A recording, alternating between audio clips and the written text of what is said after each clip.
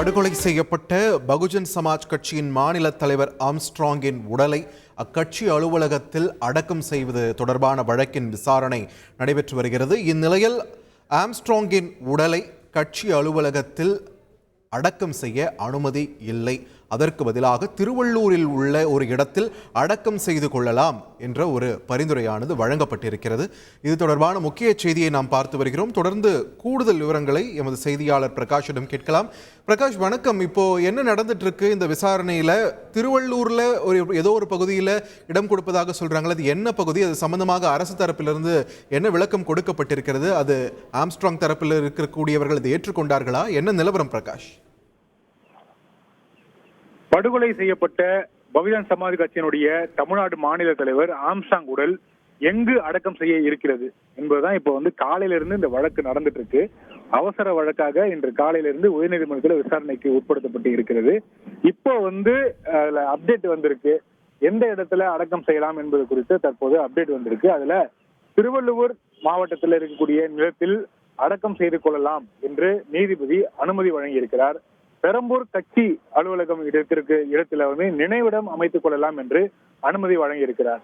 அடக்கம் செய்யக்கூடாது என்பதுதான் பிரச்சனையே தவிர கட்சி அலுவலகத்தில் நினைவு மண்டபம் கட்ட எந்த பிரச்சனையும் இல்லை, அரசு அனுமதியுடன் கட்டிக் கொள்ளலாம் என்று நீதிபதி தெரிவித்திருக்கிறார். இதுல காலையிலிருந்து நடந்து வரக்கூடிய வாதம் என்ன என்றால், பெரம்பூரில் இருக்கக்கூடிய பகுஜன் சமாஜ் கட்சி அலுவலகத்தில் ஆம்ஸ்ட்ராங்கினுடைய உடலை அடக்கம் செய்ய வேண்டும் என்பது ஆம்ஸ்ட்ராங் தரப்பினுடைய கோரிக்கையாக இருந்து வருகிறது. அது அந்த கட்சி அலுவலகம் அமைந்திருக்கக்கூடிய பகுதி என்பது குறுகலான ஒரு பகுதி, பொதுமக்கள் அதிகம் வசிக்கக்கூடிய பகுதி என்பதால் அங்கே அனுமதி வழங்க முடியாது. அரசு தரப்புல ஆம்ஸ்ட்ராங்கினுடைய வீட்டிலிருந்து 1.5 கிலோமீட்டர் தொலைவில் 200 சதுர அடி இடம் வழங்குவதற்கு அரசு தயாராக உள்ளது. அங்கே அடக்கம் செய்து கொள்ளலாம் என்பது அரசு தரப்பினுடைய வாதமாக இருக்கிறது. இந்த விவாதம் தான் காலையிலிருந்து நடந்து வருகிறது. இதில் நீதிபதியும் குடியிருப்பு பகுதிகளில் அடக்கம் செய்வதற்கு அனுமதி வழங்கப்படாது என்று நீதிபதி தெளிவாக தெரிவித்து விட்டார். தொடர்ந்து இந்த வாதம் நடைபெற்று வரக்கூடிய நிலையில வழக்கு விசாரணை 2.25 மணிக்கு ஒத்திவைக்கப்பட்ட நிலையில தற்போது மீண்டும் இந்த விசாரணையானது தொடங்கி இருக்கிறது. இதுல அரசு தரப்பு வழக்கறிஞர் முதலாவதாக தன்னுடைய வாதத்தை முன்வைத்திருக்கிறார். அதுல திருவள்ளூர் மாவட்டத்தில் உடலை அடக்கம் செய்ய தேவையான அனுமதிகள் வழங்கப்பட்டிருப்பதாக அரசு தரப்பு வழக்கறிஞர் தெரிவித்திருக்கிறார். இந்த திருவள்ளூர் மாவட்டத்தில் அமைந்திருக்கக்கூடிய இடத்துல ஆம்ஸ்ட்ராங் அவருடைய உடலை அடக்கம் செய்வதற்கான தீர்மானங்களும் நிறைவேற்றப்பட்டிருக்கிறது. அந்த தீர்மானங்கள் நிறைவேற்றப்பட்டிருப்பதற்கான நகல்களை அரசு தரப்பு வழக்கறிஞர் நீதிமன்றத்தில் தற்போது தாக்கல் செய்திருக்கிறார். அதனை கேட்டுக்கொண்ட நீதிபதி அவர்கள் திருவள்ளூர் மாவட்டத்தில் இருக்கக்கூடிய நிலத்துல உடலை அடக்கம் செய்வதற்கு அனுமதி வழங்கப்பட்டிருக்கிறது. பெரம்பூர் கட்சி அலுவலகத்துல நினைவிடம் கட்டுவதற்கும் அனுமதி வழங்கப்பட்டிருக்கிறது. அடக்கம் செய்யக்கூடாது என்பதுதான் பிரச்சனையே தவிர கட்சி அலுவலகத்தில் நினைவு மண்டபம் கட்டின எந்த பிரச்சனையும் இல்லை என்று நீதிபதி தரப்புல தெரிவிக்கப்பட்டிருக்கிறது. அரசு அனுமதியுடன் கட்டிக்கொள்ளலாம் என்று நீதிபதி அவர்கள் தெரிவித்திருக்கிறார்கள். தொடர்ந்து இந்த வாதமானது நடைபெற்று வருகிறது. நேற்றைய தினமே திரு ஆம்ஸ்ட்ராங்கினுடைய உடலை பெரம்பூரில் இருக்கக்கூடிய பகுஜன் சமாஜ் கட்சி அலுவலகத்துல நல்லடக்கம் செய்ய வேண்டும் என்பது முதல் கோரிக்கையாக ஆம்ஸ்ட்ராங் தரப்புல முன்வைக்கப்பட்டது. அதை நிராகரிக்கக்கூடிய பட்சத்துல திருவள்ளூர் மாவட்டத்துல ஆம்ஸ்ட்ராங்கினுடைய உறவினர் ஒருவருக்கு சொந்தமான இடத்துல அடக்கம் செய்வதற்கு அவர்கள் 2வது திட்டம் அவர்கள் கையில் வைத்திருந்தார்கள்.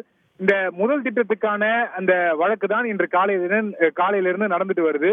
இதுல பெரம்பூர்ல இருக்கக்கூடிய கட்சி அலுவலகத்தில் அடக்கம் செய்ய வேண்டும் என்பது அவர்களுடைய பிரதான கோரிக்கையாக இருந்து வருகிறது. அரசு அதற்கு அனுமதி மறுக்கப்பட்ட நிலையில அரசு ஆம்ஸ்ட்ராங்கினுடைய வீடு அமைந்திருக்கக்கூடிய பகுதியில் இருந்து 1.5 கிலோமீட்டர் தூரத்துல அவர்களுக்கு 200 சதுர அடி இடம் வழங்குவதற்கு அரசு முன்வந்திருக்கிறது. தேவையான ஏற்பாடுகள் செய்வதற்கு அனைத்து ஒத்துழைப்பையும் அரசு வழங்கும் என்ற உத்தரவாதத்தையும் அரசு தரப்புல தெரிவிக்கப்பட்டது. நீதிபதியும் அந்த கருத்தோடு ஒத்து போயிருந்தார். ஆம்ஸ்ட்ராங்கினுடைய மரணம் என்பது ஈடு செய்ய முடியாத ஒரு இழப்பாக பார்க்கப்பட்டாலும் சட்ட விதிகள் என்று ஒன்று இருக்கிறது. சட்ட விதிகளை மீற முடியாது என்பது நீதிபதியினுடைய தரப்பினுடைய விளக்கமாக இருந்து வருகிறது. சட்ட விதிகளுக்கு உட்பட்டு அரசு வழங்கக்கூடிய இடத்துல முதலில் உடலை அடக்கம் செய்து கொள்ளுங்கள். இப்ப உடல் வைத்திருக்கக்கூடிய பள்ளி என்பது ஒரு மாநகராட்சி பள்ளி. நாளை தினம் திங்கட்கிழமை என்பதால் பள்ளி திறக்க வேண்டிய ஒரு சூழல் இருக்கிறது. மாணவர்கள் பள்ளிக்கு வர வேண்டிய ஒரு கட்டாயம் இருக்கிறது. எனவே தற்போது இருக்கக்கூடிய ஒரு நெருக்கடியான சூழலுக்கு ஏற்றார்வால அரசு பரிந்துரைக்கக்கூடிய இடத்துல உடலை நல்லடக்கம் செய்ய வேண்டும் என்பது அரசனுடைய ஒரு நீதிபதியினுடைய ஒரு பரிந்துரையாக இருந்த பட்சத்துல இந்த வழக்கு என்பது 2.25 மணிக்கு ஒத்திவைக்கப்பட்டது. தற்போது வழக்கு மீண்டும் விசாரணைக்கு உட்படுத்தப்பட்டு இந்த விசாரணையானது தொடர்ந்து நடைபெற்று வருகிறது. இதுல திருவள்ளூர்ல ஆம்ஸ்ட்ராங்கினுடைய உறவினர் ஒதுக்கப்பட்ட இடத்துல உடலை நல்லடக்கம் செய்து கொள்ளலாம் என்று நீதிபதி அனுமதி வழங்கியிருக்கிறார். அதற்கு பெரம்பூரில் இருக்கக்கூடிய கட்சியினுடைய அலுவலகத்தில் நினைவு மண்டபம் கட்டுவதற்கும் அரசு நீதிபதி அனுமதி வழங்கியிருக்கிறார். இதற்கு அரசு அனுமதியுடன் மணிமண்டபம் கட்டுவதற்கு அரசு நீதிபதி அனுமதி வழங்கியிருக்கிறார். தொடர்ந்து பிரகாஷ், நம்ம தொடர்ந்து பேசலாம். செய்திகளை உடனுக்குடன் தெரிந்து கொள்ள உடனே சப்ஸ்கிரைப் பண்ணுங்க.